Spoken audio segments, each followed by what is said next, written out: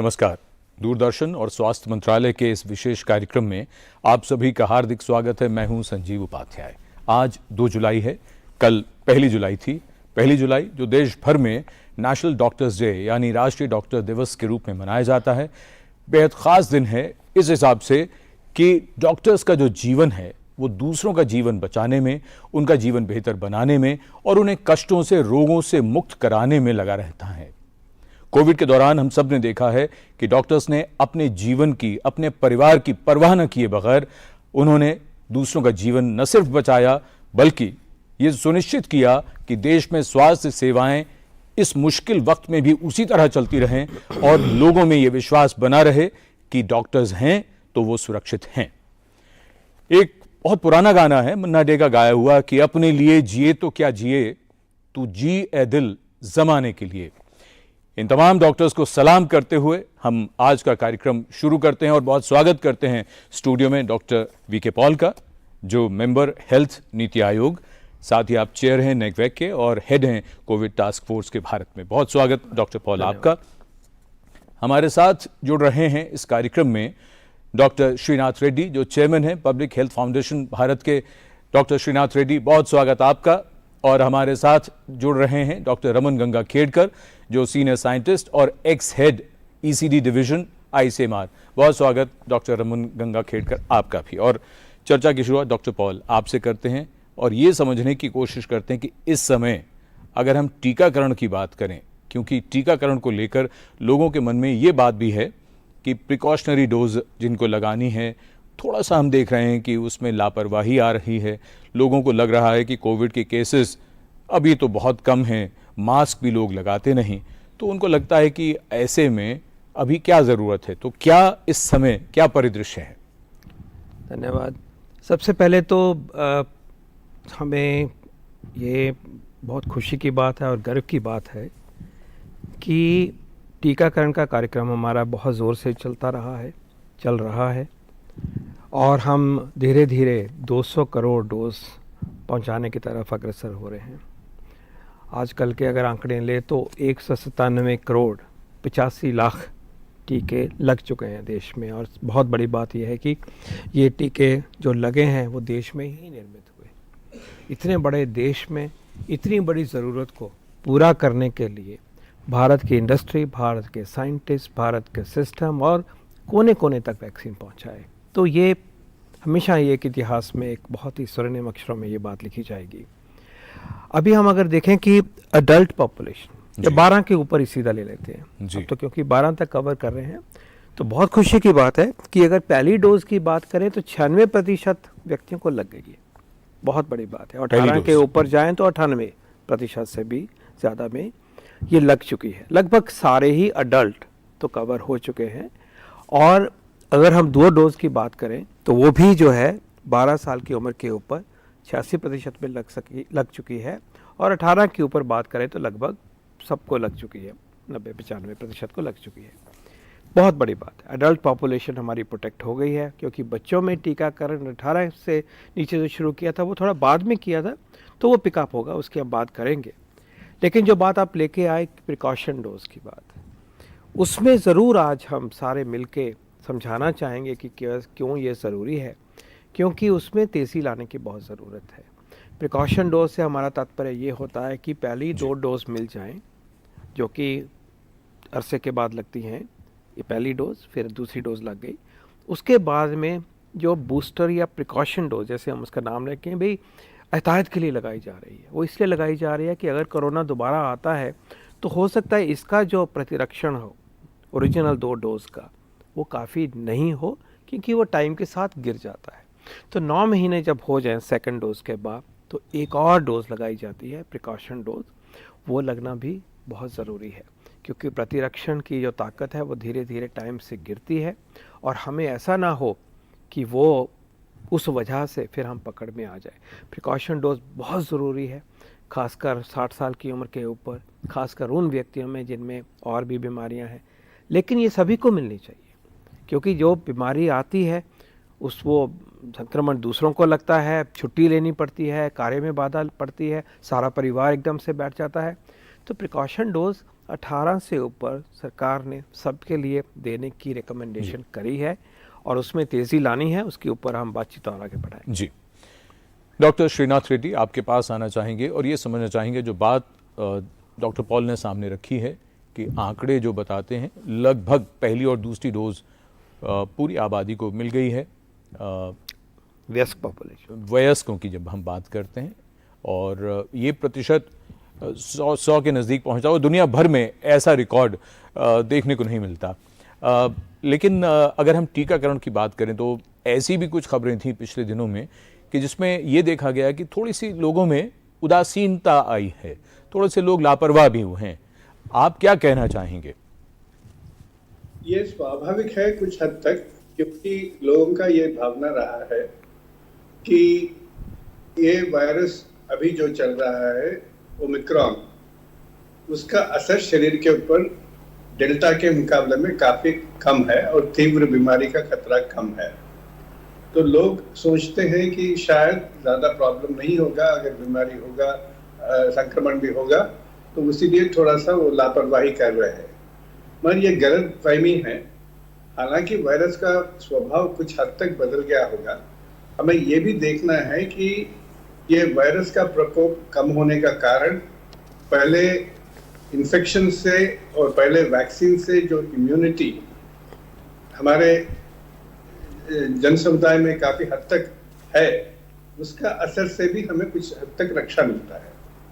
दूसरी बात यह है कि अगर संक्रमण हो जाए, तीव्र बीमारी होने का खतरा ये वैक्सीन का प्रोटेक्शन डोज लगाने से और भी कम हो जाता है, क्योंकि कुछ लोगों में हो सकता है कि अभी भी तीव्र बीमारी हो सकता है ओमिक्रॉन से भी, और वैक्सीन से जो हमें रक्षा मिलता है, खास करके तीसरा डोज प्रोटेक्शन डोज लगाने से, वो तीव्र बीमारी जो घातक बीमारी है, जो हॉस्पिटल ले जाती है, इंटेंसिव केयर में भर्ती करती है या मौत का भी कारण बन सकता है, उस प्रकार का खतरा काफी हद तक कम हो जाता है। तो अक्लमंदी की यही बात है कि हम उस प्रकार का रक्षा अपना लें, रक्षा के साधन अपना लें, और पहले तो बेहतर है कि हमें इन्फेक्शन ना हो, संक्रमण ना हो, मास्क वगैरह पहन के चलें तो हो सकता है कि हमें संक्रमण ना हो। मगर अगर संक्रमण हो तो बचाव के लिए भी साधन होना चाहिए ना। जैसा कि गाड़ी में हम सीट बेल्ट पहनते हैं, अगर लापरवाही से थोड़ा सी एक्सीडेंट भी हो जाए तो सीट बेल्ट से हमारे शरीर के ऊपर जो काफी नुकसान हो सकता है तीव्रता से, वो काफी हद तक वो खतरा कम हो जाता है ना। उसी प्रकार का ये वैक्सीन का भी प्रोटेक्शन है, एक तरीके से कवच का है कि संक्रमण होने पर भी तीव्र बीमारी का खतरा कम कर देता है काफी हद तक। इसीलिए ये प्रोटेक्शन डोज लगवाना बिल्कुल आवश्यक है। जी, डॉक्टर पॉल, क्या ये किसी भी तरह से इस तरह के कोई संकेत हैं या आंकड़े क्या बताते हैं पिछले कुछ महीनों में जो टीकाकरण है, चाहे वो बच्चों में हो, वयस्कों में हो, और ख़ास तौर से अगर प्रिकॉशनरी डोज की बात हो, तो क्या वो प्लेटो किया है या उसमें कुछ कमी आई है, क्या है स्थिति? प्रिकॉशन डोज जो हमने शुरुआत करी जनवरी में, हेल्थ केयर वर्कर्स को सबसे पहले और फ्रंटलाइन वर्कर्स को करा, वहाँ हमारा कवरेज काफ़ी ठीक है, अच्छा है और अपनाया गया। फिर 60 की उम्र के ऊपर प्रिकॉशन डोज को लागू किया गया, ये फ्री डोजेस मिल रही हैं। और 60 से ऊपर इसलिए खासकर फोकस किया गया क्योंकि इस उम्र में ही जो असाधारण सीरियस बीमारी का चांस होता है, इस सारे कोरोना में हमने देखा है, उनमें ही होता है। उन्हीं में कोमॉर्बिडिटीज़ होती हैं और बीमारियां भी होती हैं जो और रिस्क बढ़ा देती हैं। तो मोटे तौर पे 60 उम्र के ऊपर हमारा हाई रिस्क पॉपुलेशन है देश का, तो उनको चिन्हित किया गया कि भाई आप प्रिकॉशन डोज लगाइए, आपके 9 महीने हो गए हैं तो ये अवेलेबल है, फ्रीली अवेलेबल है, और ज़ोरों से लगवाइए। आंकड़ा अब ये है कि आज तक अगर माने कि जिनको लगना चाहिए था 9 महीने होने के बाद, तो अब हम 43-44% तक ही लगे हैं, आगे कम आए लोग। अच्छा, तो जो डॉक्टर रेड्डी बात कर रहे हैं कि फटीक सा है कि भाई शायद ज़रूरत नहीं है, जी, शायद पता नहीं है, कभी जब थोड़े केसेस बढ़ जाते हैं तो स्पीड तेज़ हो जाती है। लेकिन मोटी बात ये है, बड़ी बात ये है कि सबसे पहले 60 से ऊपर हर व्यक्ति को, जैसे हमने प्राइमरी वैक्सीनेशन पूरा कर दिया, 2 डोज कर दिया है, उसी प्रकार ही इसको अपनाना चाहिए। हम 44% पे रुक के, जिनको लगना चाहिए आज की डेट तक, ये कम है। तो आज हम विनती करेंगे, हम सब मिलके ये कहेंगे कि जो 60 से ऊपर हैं, सबसे पहले वो, उनको फ्री टीकाकरण अवेलेबल है, वो अपना टीका ज़रूर लगाएं, अपने आप को वल्नरेबल ना बनाएं। डॉक्टर रेड्डी समझा रहे हैं कि टीका हो जाने के बाद सीरियस बीमारी और उसके ऊपर भी जो आयाम हो सकता है, मोर्टेलिटी हो सकती है, वो लगभग ख़त्म हो जाता है। तो इसको अपनाने के लिए आज हम बहुत स्ट्रांग अपील करेंगे कि जो 60 से ऊपर हैं वो तो अपनाएं। ये टीकाकरण फ्री उपलब्ध है, जैसे पहले मिल रहा था वहीं आप जाइए, वो लगेगा आपको। और ये 44% की प्रोटेक्शन जो है हमारे इस वल्नरेबल ग्रुप के लिए कमज़ोर कवच है। अब उसके नीचे भी लगना चाहिए, वहाँ भी हमारी स्पीड स्लो है, वो भी प्राइवेट सिस्टम में उपलब्ध करने का सिस्टम बनाया गया है, वहाँ भी हमें तेज़ी लानी है। आप ठीक कह रहे हैं कि उस वाले पार्ट में जितना करना चाहिए, अपनाना चाहिए था, वो कम है। तो इसमें कोई डाउट नहीं है कि आज हमारा मेन मैसेज ये रहेगा कि जो प्रिकॉशन डोज के लिए ड्यू हो गए हैं, 9 महीने हो चुके हैं, वो प्लीज़ जाके अपनी प्रिकॉशन डोज लगाएं, और फ्री में मिलता है उस वर्ग के लिए, वो लगे। और जैसे बाकी कहा गया है कि उसको अपनाने की कोशिश करें, अपने आप को बचाएं। बिल्कुल डॉक्टर पॉल, आपकी बात दर्शकों तक पहुंच रही है, और जो भी प्रिकॉशन डोज के लिए एलिजिबल हैं, जो पात्र हैं, वो ज़रूर आपकी बात सुनकर लगवाएंगे। डॉक्टर रमन गंगाखेड़कर, हम आपके पास आना चाहेंगे और ये समझना चाहेंगे कि जब टीकाकरण की बात आती है तो क्या लोगों के मन में कोई और बात भी आई? उनको क्या लगता है कि शायद क्या टीके से उनको उतना बचाव नहीं होगा, या क्या कोई और उनके मन में कोई शंका है, या क्या बात है? लोग क्यों आपके दृष्टि से प्रिकॉशन डोज के लिए उतनी तेजी से आगे नहीं आ रहे अभी? वो उसके लिए मैं 3 चीज़ों के बारे में बोलूँगा। पहले जैसा रेड्डी साहब ने बोला, थोड़ा हमको ऐसे लगता है कि ओमिक्रॉन हो गया, इतना डरने की ज़रूरत नहीं गिरेगी, क्योंकि ये माइल्ड इन्फेक्शन है, इससे कुछ भी नहीं होता, हॉस्पिटल में जाने की ज़रूरत नहीं है ना मौत का डर इतना है। तो लोगों को ऐसे लगता है कि इससे डर क्यों रहना है, तो लोग नहीं आते हैं। दूसरी सबसे बड़ी बात क्या है कि लोगों को ऐसे लगता है इस समय पे कि मैं जो कोविड में जो पैसा कमाना था, या लाइवलीहुड जिसको हम बोलते हैं, वो उसमें उनको ऐसा लगता है कि अभी हेल्थ के लिए इतना इम्पोर्टेंस देना ये कोई ज़रूरी नहीं है, क्योंकि मैंने पिछले 2 साल इतना काम नहीं किया, तो मैं आगे करना चाहता हूँ, मेरा पुराना जो भी बकाया होगा वो मैं लेके आऊँगा। तीसरी सबसे बड़ी बात क्या है ना, हमने जब से वैक्सीन पे बात करना शुरू कर दिया, एक प्रॉब्लम हुआ कि हम बार बार क्या बोलते थे कि वैक्सीन लेने से हॉस्पिटलाइजेशन और डेथ ये दोनों अच्छे ढंग से कम होते हैं, लेकिन इन्फेक्शन होने का जो रिस्क है वो कम नहीं होता। अब उसका मतलब लोगों ने क्या गलत सोचा, लोगों ने सोचा मैं वैक्सीन ले भी लूँ ना तो भी वो नए सिरे से इन्फेक्शन होने को रोक नहीं पाएगी। लेकिन क्या ये सच्चाई है? सच्चाई नहीं है।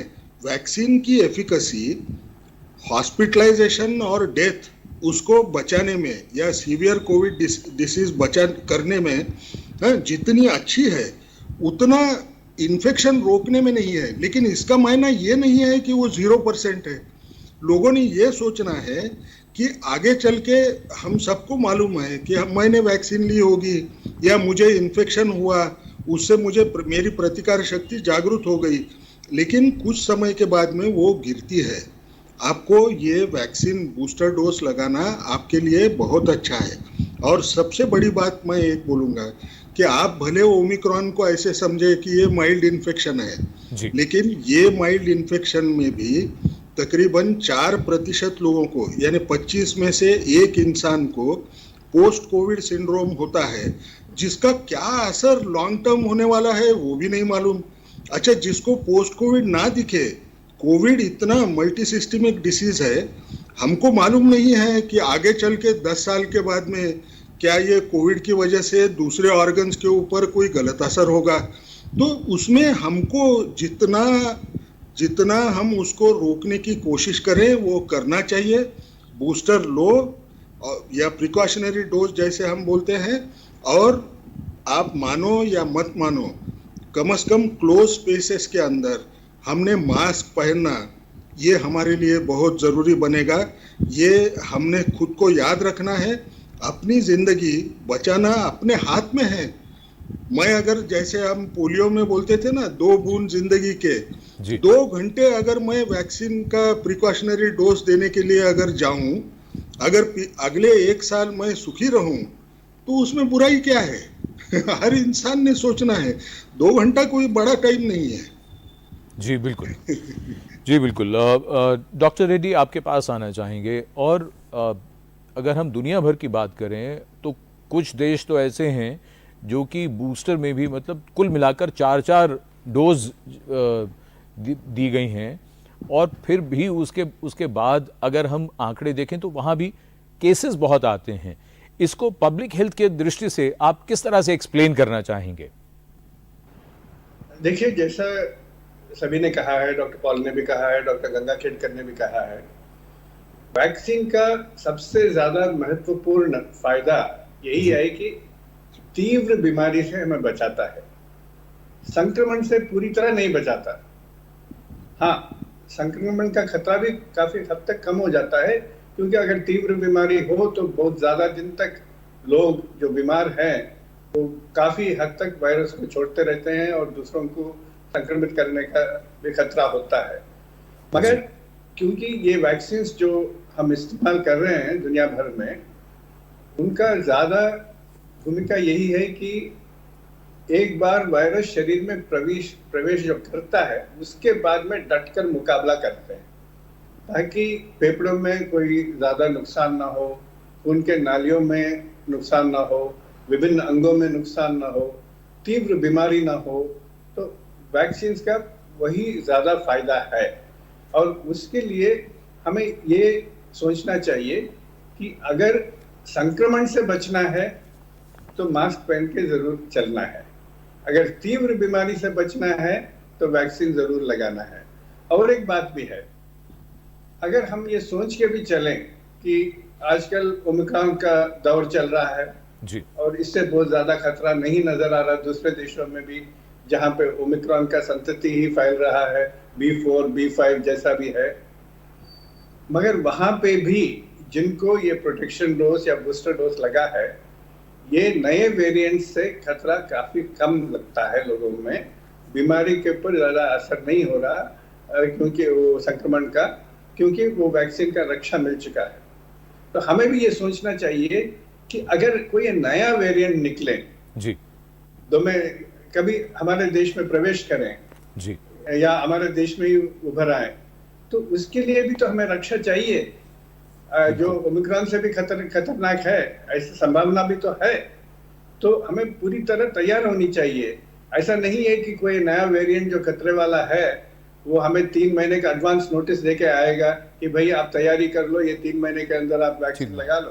तो अगर हम ये सोच के चले कि दूसरे देश से भी कोई वेरिएंट निकल सकता है, जितना तेजी से पिछले साल में काफी सारे वेरिएंट्स निकले हैं जी, तो हमारे शरीर के रक्षा के लिए ये प्रोटेक्शन का साधन अपनाना बिल्कुल अक्लमंदी का काम है। जी।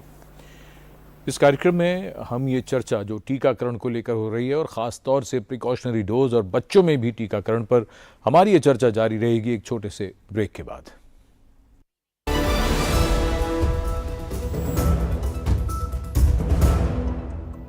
हमने फसल बीमा योजना को अधिक प्रभावी बनाया, उसके दायरे में ज्यादा किसानों को लाए। नहीं है डर नहीं फिकर, मिली हमें नई डगर, फसल का करवा के बीमा किसान की चिंता को छीना, हुआ सुरक्षित कल सुरक्षित फसल निश्चिंत किसान, फसल बीमा सबका समाधान। आज ही प्रधानमंत्री फसल बीमा योजना से जुड़ें और फसल नुकसान से होने वाली आर्थिक हानि से निश्चिंत हो जाएं, ताकि प्राकृतिक और स्थानीय आपदा पर भी फसल नुकसान होने पर आप उसकी सही कीमत पाएं। प्रधानमंत्री फसल बीमा से जुड़ने के लिए आज ही नजदीकी कृषि कार्यालय, सहकारी समिति, बैंक शाखा, अधिकृत बीमा कंपनी या जन सेवा केंद्र में जाएं, क्योंकि सुरक्षित फसल निश्चिंत किसान, फसल बीमा सबका समाधान। कृषि एवं किसान कल्याण मंत्रालय, भारत सरकार। पेड़ लगाओ, पानी बचाओ, जनसंख्या को जनबाढ़ न बनाओ। IME Sahibabad, Ghaziabad, NCR। 27 years of excellence in higher education offers Radhika scholarship up to 50% of college fees. Just look at it, sir. 0 to 100 in 5 seconds flat. Really? आपकी है? तुम्हें भी अपने बुढ़ापे में कॉम्प्रोमाइज नहीं करना है, तो अभी से नेशनल पेंशन सिस्टम में इन्वेस्ट करो। नेशनल पेंशन सिस्टम, ये 60 की उम्र तक पैसे बचाता और बढ़ाता है और फिर उन्हीं पैसों को हर महीने सैलरी की तरह आप तक पहुंचाया जाता है। 1800110708 और website www.pfrda.org.in। National pension system में इन्वेस्ट करने से टैक्स भी बचता है सर। National pension system. फसल बीमा से अब सुरक्षित आत्मनिर्भर बन जाए किसान। AIC के संग मौसम की मार अब नहीं करेगी तंग, नुकसान की होगी पूरी भरपाई। AIC किसान का हमराही। Agriculture insurance company of India limited, संपन्न भारत की पहचान, बीमित फसल खुशहाल किसान। ISI। Mamma ISI। नो बेटा, हॉट है, पापा को लेट हो जाएगा। पापा ISI। गेट रेडी बेटा। मम्मी, हमारे घर में सभी प्रोडक्ट्स पर ISI का निशान क्यों है? ISI मार्क का मतलब है विश्वसनीय बेहतरीन क्वालिटी, ताकि हम सब सुरक्षित रहें। ISI मार्क जैसे पापा से है देश सुरक्षित, ISI मार्क से हम सब सुरक्षित।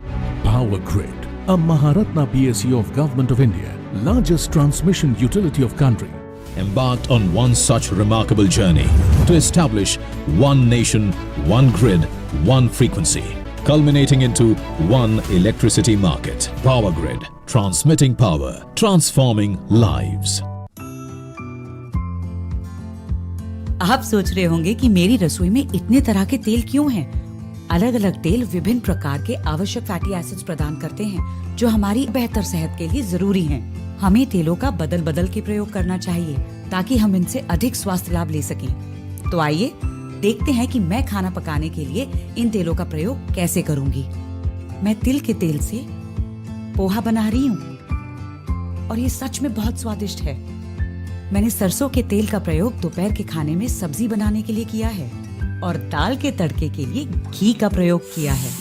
सूरजमुखी तेल, कुसुम तेल, कपास का तेल, राइस ब्रान आदि तेलों का उपयोग भी नियमित रूप से बदल बदल कर किया जा सकता है।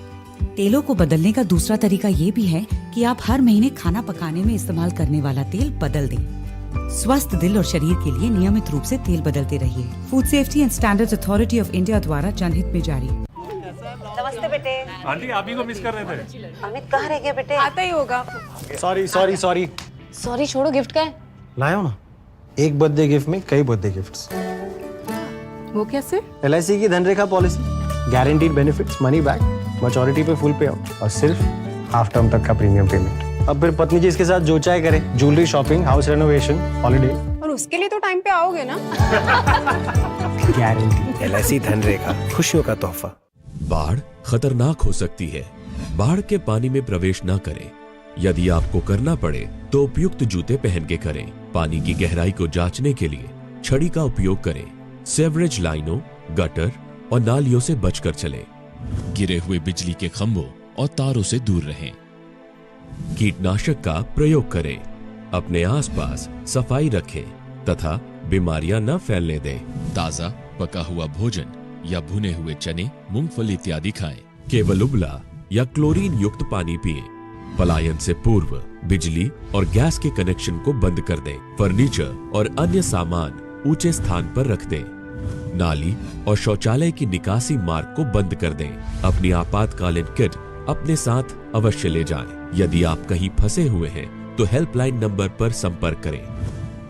तैयारी में ही समझदारी।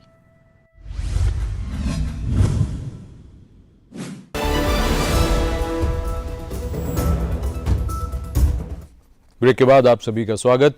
क्यों जरूरी है प्रिकॉशन डोज यानी एहतियाती खुराक और बच्चों में टीकाकरण का महत्व क्या है, ये चर्चा हो रही है। चर्चा को जारी करें इससे पहले वो फोन नंबर हम आपको बताना चाहेंगे जिस पर फोन करके आप हमारे कार्यक्रम में जो विशेषज्ञ हैं उनसे प्रश्न पूछ सकते हैं। टेलीफोन का नंबर आपके टेलीविजन स्क्रीन पर, दिल्ली का एसटीडी कोड 011 और स्टूडियो का नंबर 23097532। आप प्रश्न पूछ सकते हैं फोन करके। डॉक्टर पॉल, एक बात हम ये समझना चाहेंगे, जब प्रिकॉशन डोज की बात आती है, बहुत से लोग कहीं ऐसा तो नहीं इस बात को लेकर उनको ये डर लगता है कि अगर हमने एक और ये इंजेक्शन लगवाया तो कहीं हमें बुखार आ जाएगा या वहाँ पर सूजन हो जाएगी या कुछ और, बहुत लोग तरह तरह की बातें भी करते हुए आपको मिल जाएंगे, क्या कहें? इसका फैसला तो बहुत पहले हो चुका है कि हमारे जो वैक्सीन हैं जी, ये इतने सेफ हैं, इतने सुचारू हैं, इतने इफ़ेक्टिव हैं। अब कम से कम 100 करोड़ लोगों को जी एक डोज मिली है, फिर बहुतों को दूसरी डोज भी मिली है, मतलब 100 करोड़ लोगों का एक्सपीरियंस तो हो चुका है। ठीक बात है। और उसके बाद 2 डोज वाला भी हो गया, प्रिकॉशन डोज वाला भी हो गया, तो इसको तो बिल्कुल अपने मन में लाने की बात ही नहीं है। हाँ, सब टीके जब लगते हैं बीमारी से बचने के, बच्चों में लगते हैं, सैकड़ों, हज़ारों, लाखों टीके, करोड़ों टीके लगते आए हैं, थोड़ा दर्द होता है, थोड़ा कभी बुखार मामूली सा हो, लेकिन इन टीकों को अपनाया गया है। और ये वजह नहीं हो सकती कि कोरोना जैसी बीमारी के लिए जो कवच हमें मिलेगा प्रिकॉशन डोज से जी, वो हम ना अपनाएं। डॉक्टर रेड्डी और डॉक्टर गंगाखेड़कर बिल्कुल अच्छी तरह से समझा रहे हैं हमें बार बार कि देखिए, सीरियस बीमारी और उसके आगे जो खतरा है वो लगभग दूर हो जाता है। तो हम ये सब जानते हुए भी इस कवच को क्यों कमज़ोर कर रहे हैं? प्रिकॉशन डोज जिसका ड्यू है वो पूरी तरह से सुरक्षित नहीं है अगर वो प्रिकॉशन डोज नहीं लेता। जिसके 9 महीने वैक्सीन के हो गए हैं वो सुरक्षित नहीं है पूरी तरह से। प्रिकॉशन डोज लेंगे तभी सुरक्षित होगा। और ये भी लेके चलिए कि ये मामूली जुकाम वाली बीमारी नहीं, अभी भी हम जब देख रहे हैं ये बीमारी आपको घर रहना पड़ जाता है, फिर वो संक्रमण होकर 4 लोग और घर में बीमार होते हैं।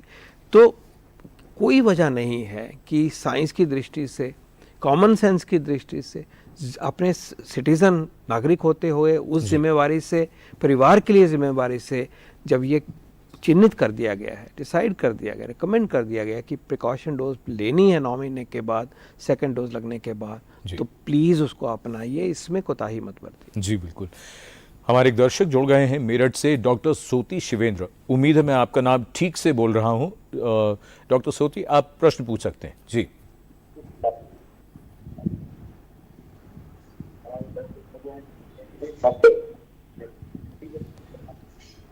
जी जी जी जी जी सर, जी जी जी। मेरा प्रश्न ये है डॉक्टर साहब कि मैं 81 इयर्स का हूँ और मेरी फर्स्ट डोज लगी थी 1 मार्च को, सेकंड डोज लगी थी 1 अप्रैल को, और थर्ड डोज प्रिकॉशनरी डोज मेरी 10 जनवरी को लग गई। जी जी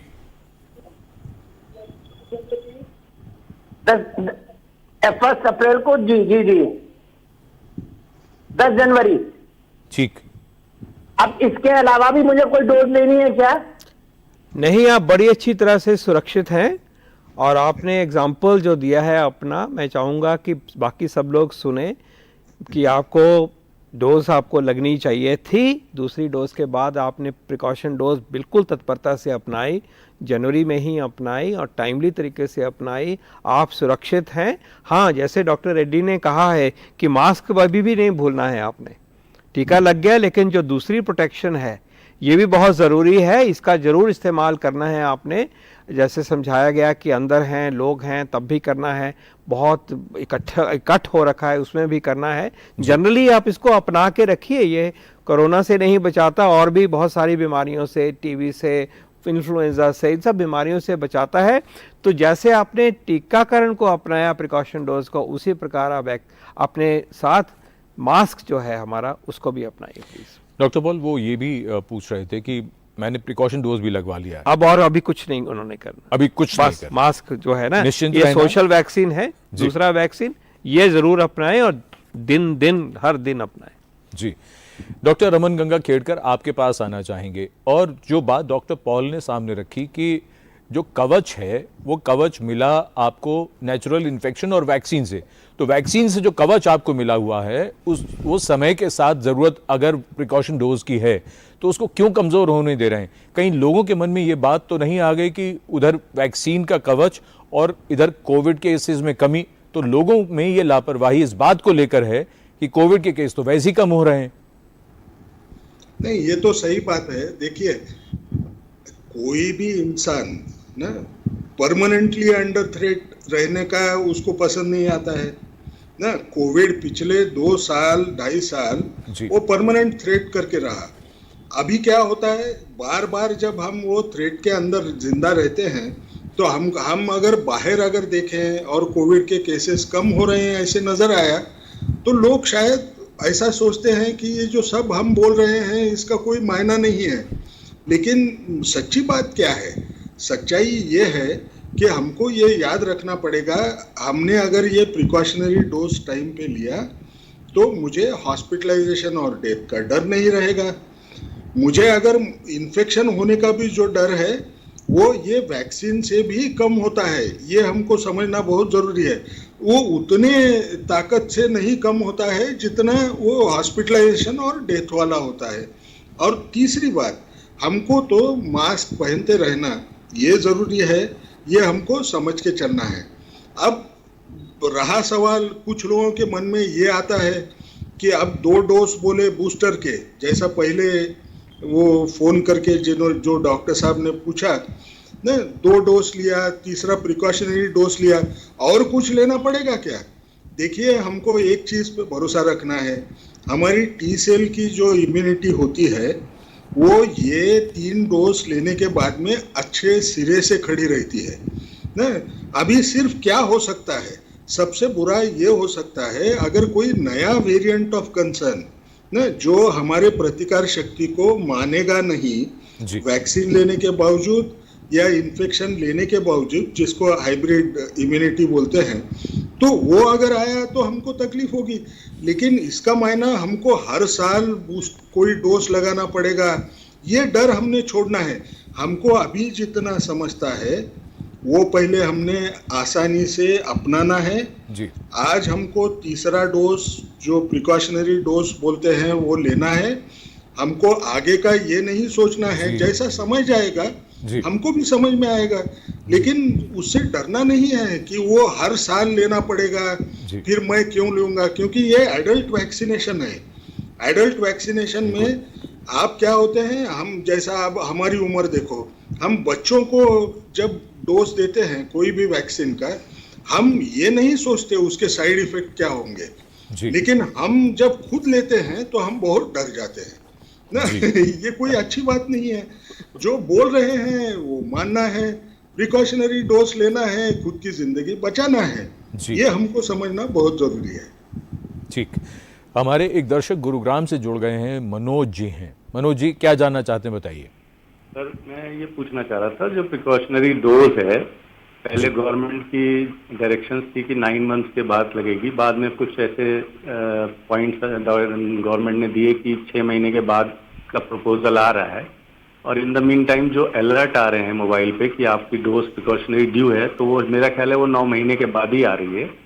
तो अगर वो डेट मिस कर जाते हैं तो उसका कोई इफेक्ट तो नहीं है, कितना दिन बाद लगा सकते हैं, या वो फिर अलर्ट आना बंद हो जाएंगे? अगर किसी वजह से वो नहीं लगा पाए तो आगे लग सकती है वो डोज उस डेट के अलर्ट आने के बाद? अच्छा प्रश्न है आपका डॉक्टर पॉल। पहला जो इन्होंने लास्ट में कहा उसको क्लैरिफाई कर देते हैं, बिकॉज वो बिल्कुल प्रैक्टिकल बात है कि अभी तक याद रहे कि हम सेकंड डोज के 9 महीने बाद ही कह रहे हैं कि प्रिकॉशन डोज लगे।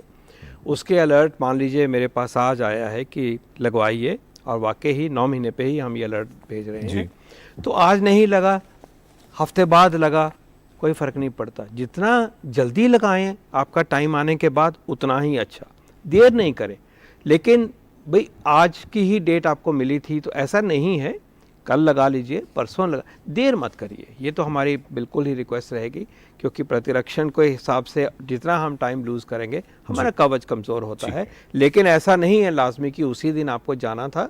अब आपको आपके पास वक्त है, मोटिवेशन है, आप प्लीज़ जाके लगा लीजिए। दूसरी बात है कि जैसे जैसे साइंस हमें बताती रहती है, हमने हमेशा साझे किए हैं वो फैसले जी। तो ये अगर ये 9 महीने की बजाय 6 महीने होगा तो वो ऐसी चर्चा हो रही है साइंस के सर्कल्स में, रिसर्च के सर्कल्स में, सरकार के सर्कल्स में।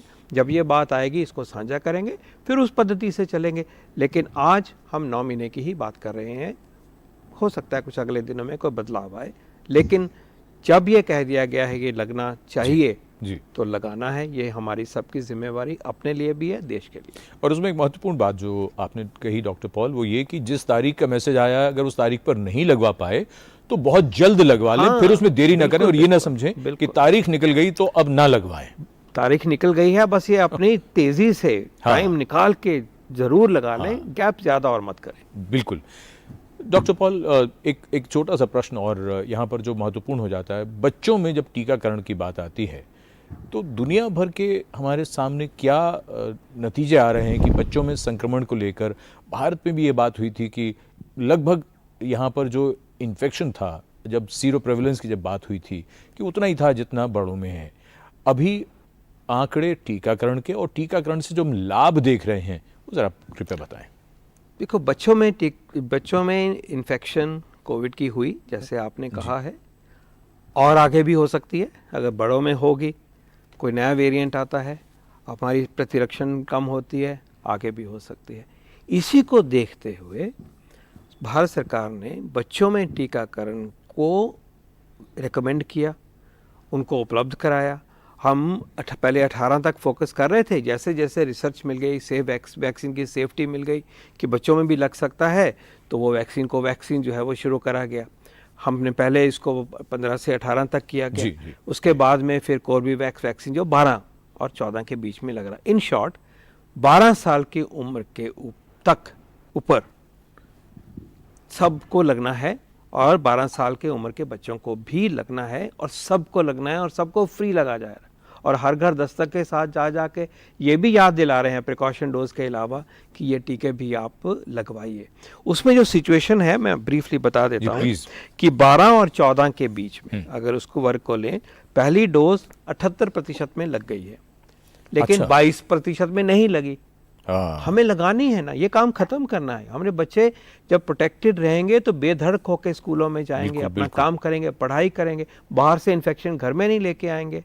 तो मैं जो काम हो गया उसको भी बता रहा हूँ, जो नहीं हुआ वो भी बता रहा हूँ। तो 12 से 14 की बात करें अगर, तो 78% में पहली डोज लग गई और सेकेंड डोज 65% लग गई। लेकिन ये भी याद रहे कि ये एवरेज है। कुछ प्रदेशों में, मैं नाम नहीं लूंगा, कुछ यूनियन टेरिटरीज में, कुछ सिटीज में कम है, और उसको हमें पूरा करना। ये सवाल था मेरा बाद में, लेकिन आप खुद ही उत्तर दे रहे हैं। उसको डिटेल में बाद में अगर वक्त होगा तो बात करेंगे, लेकिन ये एवरेज है। लेकिन 78% में लग गया, ये भी बड़ी बात है अपने तरीके से, क्योंकि ये कार्यक्रम हमारा कुछ ही टाइम पहले फर्स्ट डोज जो आप और फ्री है। ये बच्चों में जो लग रहे हैं ये सब फ्री लग रहे हैं।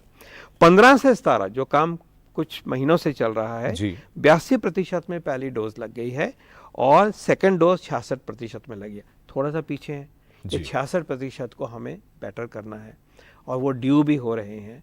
तो मेन मैसेज अब ये है कि बच्चों में 12 साल की उम्र के बच्चों में 2 डोज लगना हमारा कर्तव्य है, 2 डोज लगवाना हमारा कर्तव्य है। और इसको लगाने से बच्चे अपना कामकाज, बच्चे अपनी पढ़ाई, बच्चे अपने स्कूल में जाके और वहाँ से इन्फेक्शन ना लाएं, इसमें भी उनकी भूमिका आती है। तो ये काम तेज़ी से होना चाहिए। जैसे मैंने कहा, अच्छा चला हुआ है, लेकिन इसमें भी तेज़ गति आनी चाहिए। ये भी थोड़ा स्लो हो रहा है, और बच्चों में हमें फिक्र रहता है कि बच्चे सुरक्षित हों, और ख़ासकर हमने देखा कि स्कूल रुक गए थे और ये काम रुक गया था, तो इस वजह से ये नहीं हो। उनमें भी कवच हमने स्ट्रॉन्ग करना है। 12 से नीचे जाना या नहीं जाना, जो इसका फैसला होगा रिसर्च और साइंस के बेस पे, उसकी बातचीत बाद में करेंगे। हमारे दर्शक रांची से अनूप कुमार हैं। अनूप कुमार जी, क्या सवाल है आपका, बताइए। Sir, I want to know the vaccination program of up to 5 years children in India. 5 साल तक के बच्चों का टीकाकरण प्रोग्राम के बारे में बताएं।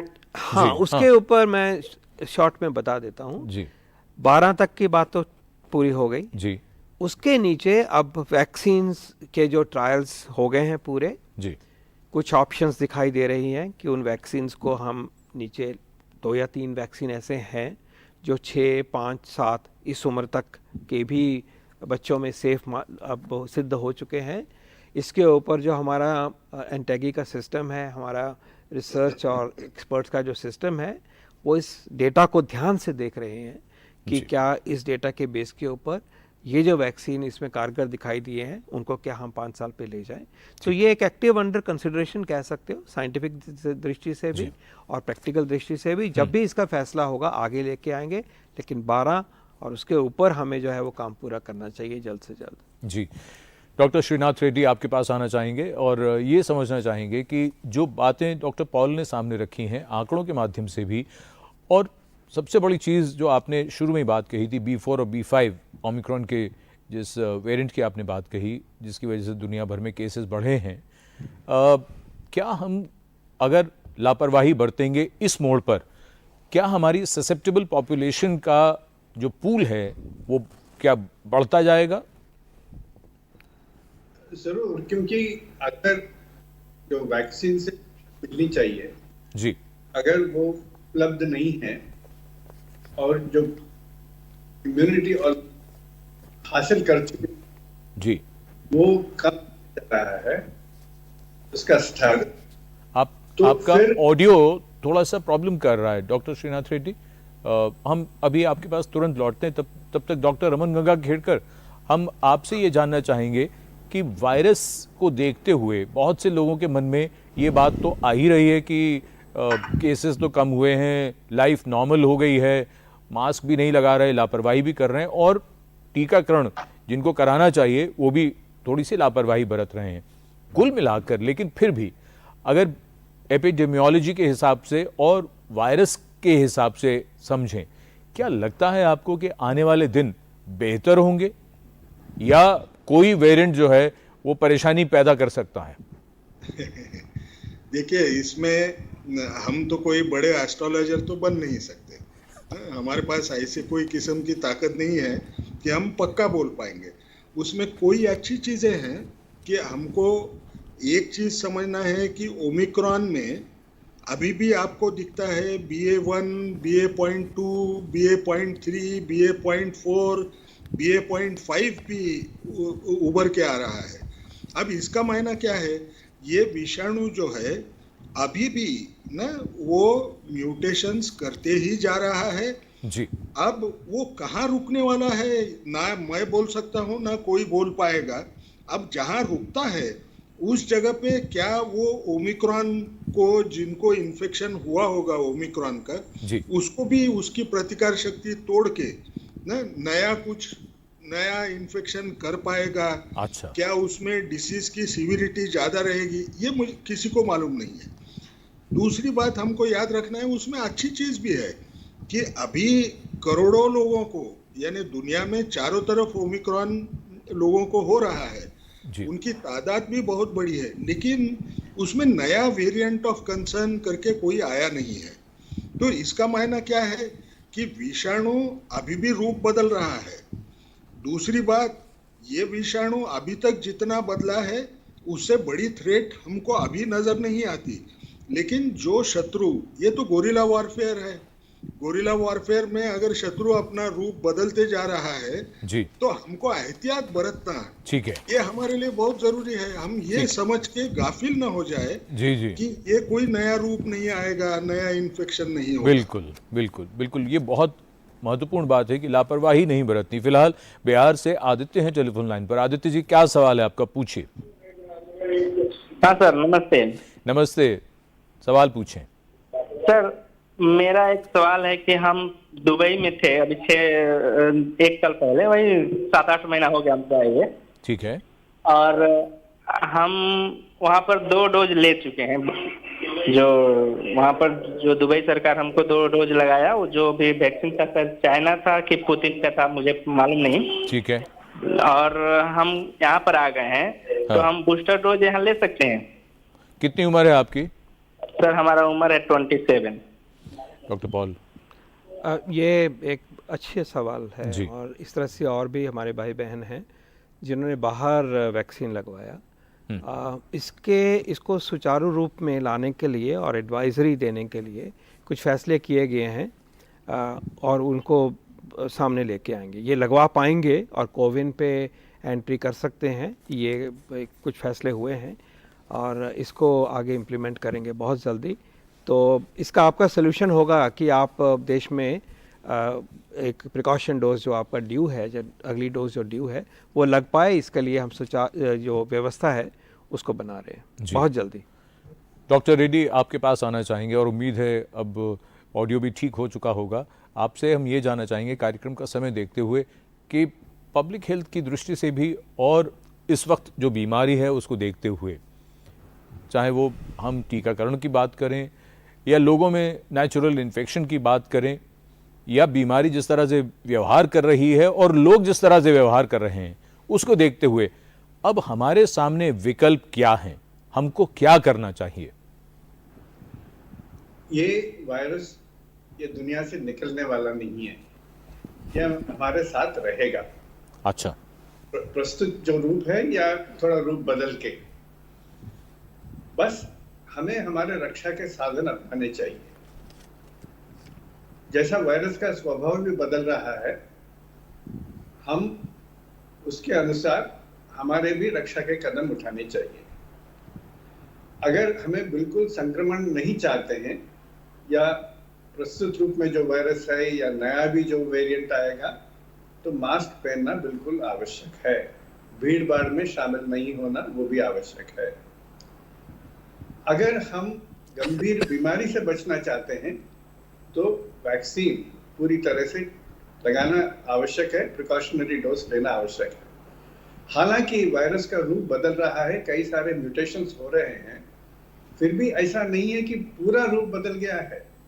स्पाइक प्रोटीन के कुछ एपिटोप्स जो पुराने हैं वो अभी भी इस वायरस में भी है जी। और जब प्रिकॉशनरी डोज से एंटीबॉडीज का स्तर एकदम बढ़ जाता है तो उसका भी असर होता है ये वेरिएंट को भी पकड़ने में, दबाने में जी। तो इसलिए हमें ये सोच के चलना चाहिए जी कि ये वेरिएंट का और आने वाले वेरिएंट्स का भी मुकाबला करने के लिए हमें जिस हद तक प्रिकॉशनरी डोज प्राप्त हो सकता है उसका फायदा पूरी तरह से उठाना चाहिए जी। कार्यक्रम का हमें समय वायरस के साथ जीना पड़ेगा जी, मरना नहीं जी। वायरस के साथ मरना नहीं जी। तो हमें प्रिकॉशनरी डोज लगाना बिल्कुल आवश्यक है। Doctor Srinath Reddy, doctor Raman Gangakhedkar, doctor V K Paul, आप तीनों का बहुत धन्यवाद। आप तीनों विशेषज्ञ इस चर्चा में शामिल हुए।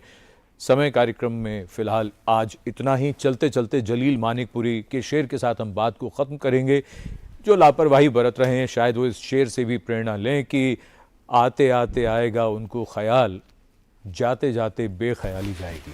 बहुत धन्यवाद, नमस्कार।